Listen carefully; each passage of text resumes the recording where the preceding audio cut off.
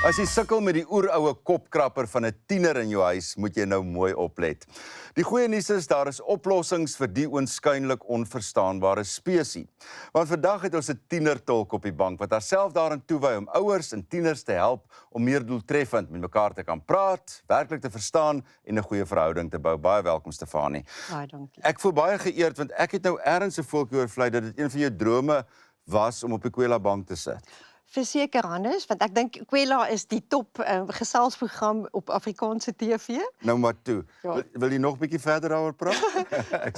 Dis lekker om jy hier te hê en baie welkom. dankie. Jy is 'n pastorale narratiewe terapeut. Bedoelende? Bedoelende ek help tieners om uit te vind wat in hulle binnewêreld aangaan, wat in hulle emosies aangaan, hoe om daarop te reageer en dat hulle hulle self en mense beter kan verstaan. Maar jy werk ook met ouers.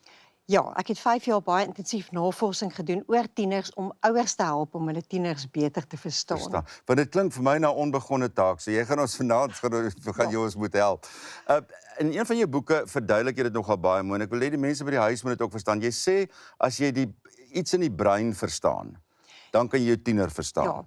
Ja, jy het 'n alarmstelsel in jou brein, jou veg, vlug en vries alarmstelsel wat 9 keer vinniger as 'n oogknipper reageer. En die prefrontale korteks wat emosies en impulsiwiteit beheer, is eers rondom 23 tot 25 vir meisies en 25 tot 27 selfs 30 vir seuns ontwikkel. Wat beteken Volwasse. dit? Daai gedeelte wat jou emosies en impulsiwiteit beheer. So tieners raak, ek noem dit trigger happy, want hulle alarmstelsel moet oor tyd werk om hulle veilig te hou ten alle koste. En hulle het nog nie die vermoë om emosies en impulsiwiteit te beheer nie. So dis nogal belangrik dat ouers Baie dit belangrik. besef, né, Ja. dat as 'n kind of 'n tiener so optree, moet jy hom dalk nie te ernstig opneem nie. Is dit wat jy sê? Jy moet niks wat 'n tiener sê of doen persoonlik opneem nie. Right. Want jy sê ook in jou boek wat jy jou verlede het 'n effek op jou kind se toekoms. Ja, die manier hoe jy groot geraak het, is en die liefde wat jy ontvang het in jou huis, jou tiener gaan dit trigger by jou. En dit jou laat reageer op 'n manier wat jy nie eers gedink het binne in jou bestaan nie. En tieners, die tiener trigger baie keer dieselfde ding by 'n ouer. So as jy verstaan wat aangaan, jouself verstaan en wat jou verlede en hoekom jy so reageer, dan kan jy anders reageer teenoor die tiener. Want ek wil vandag regtig dat ons praktiese raad vir die mense gee. Wat dalk sukkel met 'n tiener wat moeilik is. Ek dink baie tieners is maar moeilik. As ek byvoorbeeld nou 'n ouer was, sou ek my kind oorbeskerm het. Ek is van daai, kyk na my hondekinders, ek is oorbeskermd oor hulle. Is dit 'n goeie ding? Nee, ek dink dit is nie 'n goeie ding nie, want jy moet 'n tiener onafhanklik en selfstandig en verantwoordelik leer om verantwoordelik te wees in die 4 mure van jou huis, waar gevolge nog goedkoop is, deur vir hulle meer vryheid te gee om hulle eie oordeel te gebruik.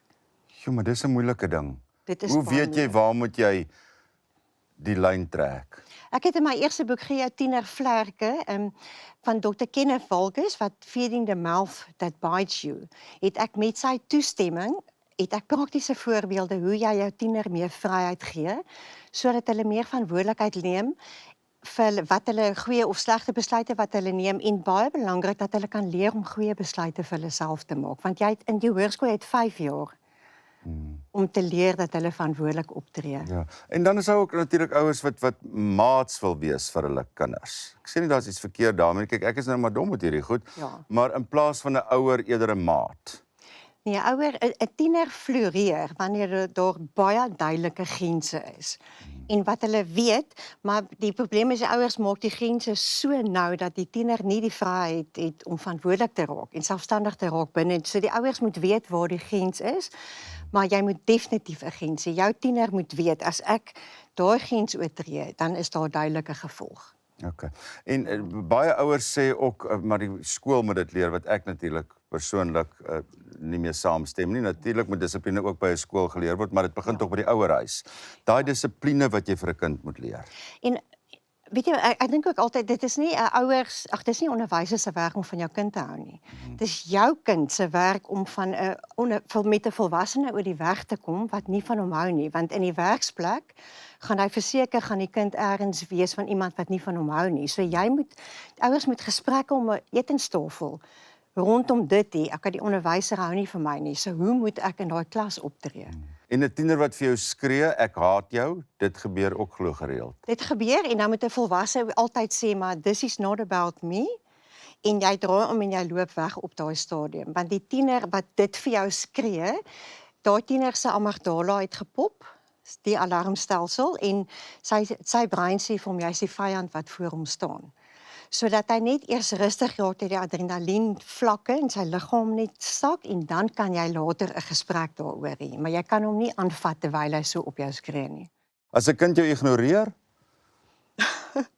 Jy weet daar's navorsing wat gewys het, 'n baba van 'n baba af, dan ken 'n baba dadelik die ma se stem en die navorsing bewys wanneer 'n tiener hierso 12, 13 jarige ouderdom dat hulle daai stem begin ignoreer want hulle word reggemaak om meer ag te slaan op die stemme buitekant en nie die ma se stem nie. En dit is wat met tieners gebeur om dit nie persoonlik te vat nie. dis baie belangrik dink ek vir ouers dat hulle besef, ek dink alle ma's, alle pa's sit met dieselfde probleem wat tieners aanbetref. Ja. Dit nie jy as ouer wat misluk nie, so dit is baie goed dat ons oor die ding gesels. Tieners wat jok. Dit moet daadwerklik moet jy gesprekke daaroor hê. Want in die volwasse wêreld is integriteit alles. So baie ouers sal sê ag maar hy het sommer nou jok oor die koekie en goed, maar 'n ouer moet duidelike gesprekke met jou tiener hê oor oneerlikheid. Want 'n mens maak 'n volwassene groot, 'n kind wat 'n volwassene gaan word. So jy kan nie net die goed hanteer wat nou net hierso voor jou is nie. Jy moet aan die langtermynprentjie ook dink. Vrou, kom ons sê 'n kind rook. Jy vang jou kind dat hy rook. Wat moet jy doen? Dan het jy duidelik, die kind moet weet, daar is altyd grace vir jou. So as hy die eerste keer gevang word, dan kan jy, om nie net 'n kind net af te gaan en dan sy selfoon en alles net te straf en alles weg te vat nie. Om dan met 'n gesprek met jou tiener te hê daaroor. En dan sê, okay, ek sien jy het gerook, maar hierso is nou die gevolge as jy weer uitgevang word. So daai tiener moet weet, wanneer hy weer gaan rook en uitgevang word, is dit nie omdat jy 'n mean ouer is nie, maar dis omdat hy nie 'n goeie besluit gemaak het nie. So dit gaan maar, Stefanie, oor kommunikasie. Alles, verseker. En verhouding gaan oor kommunikasie met jou tiener. En dissipline gaan oor, dissipline is leer. Dissipline is nie straf nie. Want baie keer, en jy moet ouers wil net straf, veral in die hoërskool, maar jy moet 'n verhouding hê, emosionele koneksie met jou kind hê.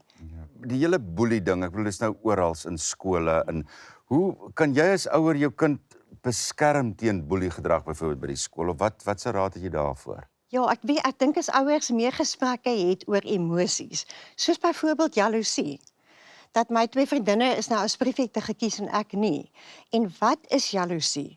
En hoe voel jaloesie? En vir ouers dat hulle vir tieners sê, maar jy hoef nie op elke emosie te reageer nie. Of as jy verwerping ervaar omdat jou vriendinne iets gereël het en jy sien dit op Instagram dat hulle gereël het, om te sê, maar dit is jaloesie wat ek nou voel en wat moet ek doen daaromtrent? Okay. En as jy besef of agterkom jou kind is die boelie? 'n Boelie moet net soveel gehelp word soos 'n kind wat geboelie word, want hurt people. So ek sê altyd vir die kinders, as jy sien iemand anders boelie, 'n ander kind, moet hulle vir onderwysers gaan sê sodat die boelie ook gehelp kan word, want dit beteken hulle het emosies wat hulle nie meer weet wat om daarmee te maak nie. Selfdood onder tieners is ook volop. Ja. Tekens waarna mens kan kyk as ouer? As jou kind, kyk, baie kinders verdwyn in hulle kamers en raak stil.